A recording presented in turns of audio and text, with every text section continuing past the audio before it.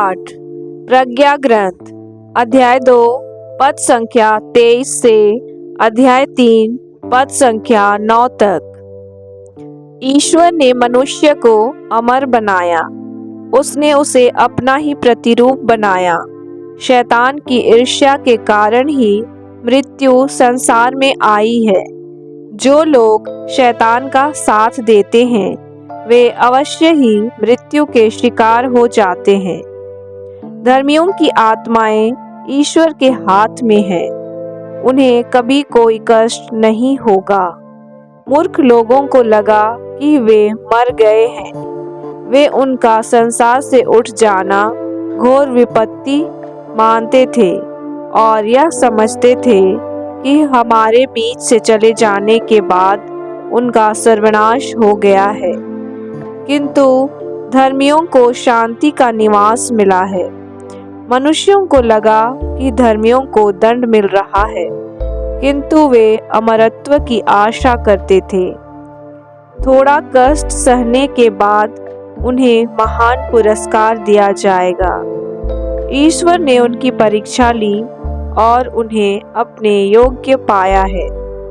ईश्वर ने घड़ियां में सोने की तरह उन्हें परख लिया और होम बलि की तरह उन्हें स्वीकार किया। ईश्वर के आगमन के दिन वे ठूंठी के खेत में धधकती चिंगारियों की तरह चमकेंगे। वे राष्ट्रों का शासन करेंगे, वे देशों पर राज्य करेंगे, किंतु प्रभु ही सदा सर्वदा उनका राजा बना रहेगा। जो ईश्वर पर भरोसा रखते हैं वे सत्य को जान जाएंगे।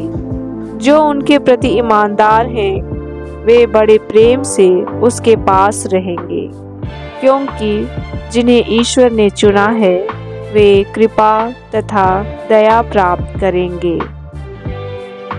प्रभु की वाणी। भजन अनुवाक्य। मैं सदा ही प्रभु को धन्य कहूँगा।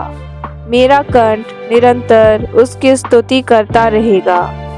मेरी आत्मा प्रभु पर गौरव करेगी, विनम्र सुनकर आनंदित हो उठेंगे। प्रभु की कृपा दृष्टि धर्मियों पर बनी रहती है, वह उनकी पुकार पर कान देता है।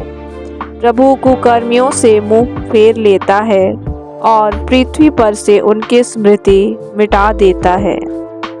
धर्मी प्रभु की दुहाई देते हैं, वह उनकी सुनता और हर प्रकार की विपत्ति में उनकी रक्षा करता है। प्रभु दुखियों से दूर नहीं है, जिनका मन टूट गया है वह उन्हें संभालता है।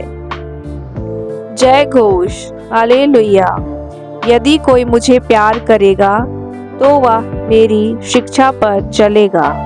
मेरा पिता उसे प्यार करेगा और हम उसके पास आकर उसमें निवास करेंगे। हालेलुया। सुसमाचार। संत लूकस के अनुसार आज का पवित्र सुसमाचार अध्याय 17 पद संख्या 7 से 10 तक। प्रभु ने यह कहा, यदि तुम्हारा सेवक हल जोतकर या ढोर चराकर खेत से लौटे तो तुम में ऐसा कौन है जो उससे कहेगा, आओ तुरंत भोजन करने बैठ जाओ? क्या वह उससे यह नहीं कहेगा, मेरा भोजन तैयार करो, जब तक मैं खा पी न लूं, कमर कस कर परोसते रहो, बाद में तुम भी खा पी लेना। क्या स्वामी को उस नौकर को इसलिए धन्यवाद देना चाहिए कि उसने उसकी आज्ञा का पालन किया है? तुम्हारी भी वही दशा है।